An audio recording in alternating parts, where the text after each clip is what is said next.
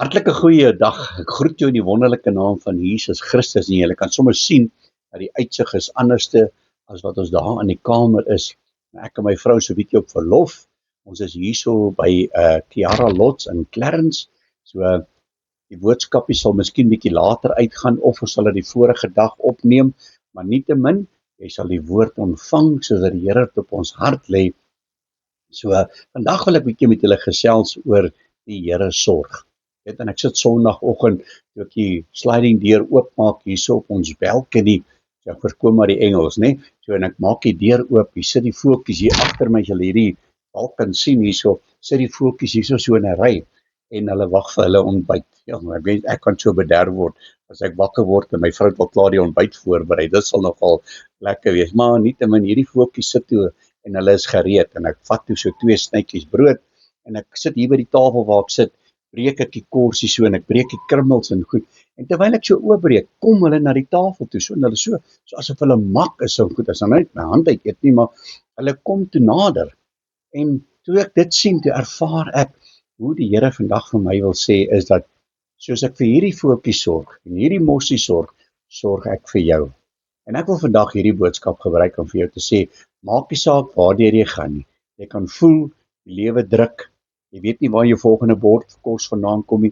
Jy weet nie waar gaan jy petrol kry nie. Ek wil vir jou sê, die Here voorsien. Soos hierdie voeltjies het nie ge-worry oor waar gaan hulle kos kry nie. Hulle weet die Here gaan voorsien. En hulle het geweet hulle moet by hierdie huisie kom stil staan en hier kom wag sodat hulle gevoed kan word.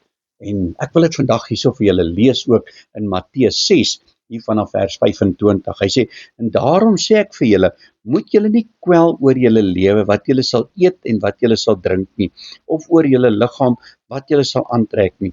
Is die lewe nie meer as die voedsel en die liggaam is die klere nie? Kyk na die voëls van die hemel, hulle saai nie en hulle maai nie, en hulle bring nie by mekaar in skure nie, en tog voed julle hemelse Vader hulle. Is julle nie baie meer werd as hulle nie? Wie tog onder julle kan deur hom te kwel, 1 el by sy lengte voeg nie? En wat kwel julle oor 'n klere? Let op die lelies van die veld, hoe hulle groei, hulle arbei en hulle spin nie. En ek wil vir jou sê, dat hulle doen nie harde werk nie, en ek en jy, hoeveel te meer nie, want die Here sê, hy het ons gemaak na sy ewebeeld, ons behoort aan hom. Hoor wat sê vers 33, hy sê, maar soek eers die koninkryk van God en sy geregtigheid, en al hierdie dingetjies sal vir ons bygevoeg word. En dit is wat saak maak, is dat ek en jy, my boetie en sussie, in die weë van die Here wandel, dan sal hy vir ons sorg. Hy sê, kwel julle dus nie oor môre nie, want môre sal hom oor sy eie dinge kwel. Elke dag het genoeg kwaad aan sy eie, kwaad. So, wat ek vandag vir jou wil sê is, as die Here op jou hart lê, om iemand te gaan help, om vir iemand iets te gaan gee, doen dit. Want daar was 'n persoon gewees gisteraand wat gelê en gebid het en gevra het, Here, ek het nie 'n brood vir môre nie. Here, voorsien. En die Here lê dit op jou hart, gaan gee vir daai buurman 'n brood. Gaan gee vir hom 'n brood. Moenie vra nie. Die Here sien jou hart. Amen. Kom ons bid saam. Halleluja. Abba Vader, Here, baie dankie vir u teenwoordigheid. Dankie vir die woord. Here, dankie dat u die natuur gebruik, Here, om so met ons as mens te praat. Hoeveel te meer sal u nie vir ons sorg, wat u kinders is, soos wat u vir hierdie voeltjies sorg nie. En ons eer u daarvoor in Jesus naam. Amen en amen.